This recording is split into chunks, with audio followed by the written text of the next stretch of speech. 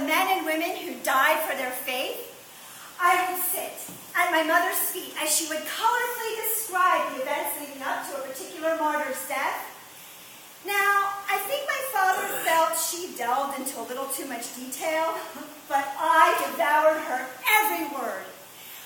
And in my imagination, I no longer was Teresa de Tejeda e Amad, but I was St. Lucy, St. Agnes, Joan of Arc.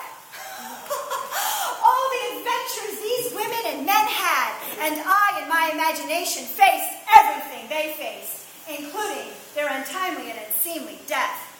Mother, when they died, they went straight to heaven, yes? Yes, Teresita. And they went straight to heaven and lived forever, yes? Yes, Teresita. And with that yes, I became bound and determined that I too was going to become a martyr and live forever. But as I was beginning to secretly plot my demise, I couldn't decide what kind of death I wanted.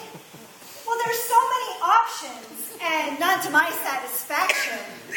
For instance, being stoned to death or being burned at the stake took long. I wanted to live forever in heaven immediately. I needed a quick death.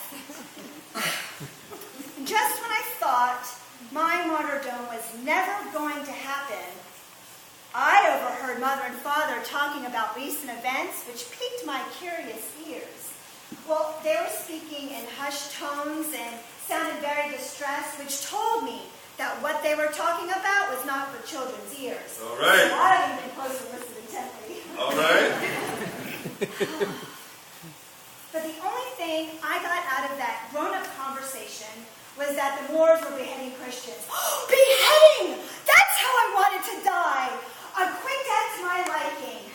Now, to formulate the plan. Well, secretly I knew I couldn't do this on my own. I was only 7 after all. I would need a travel companion. Now, of all my siblings, I knew my brother Rodrigo would take the least convincing.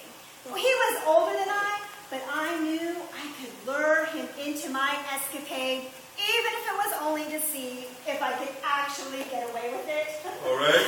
So, we each packed a satchel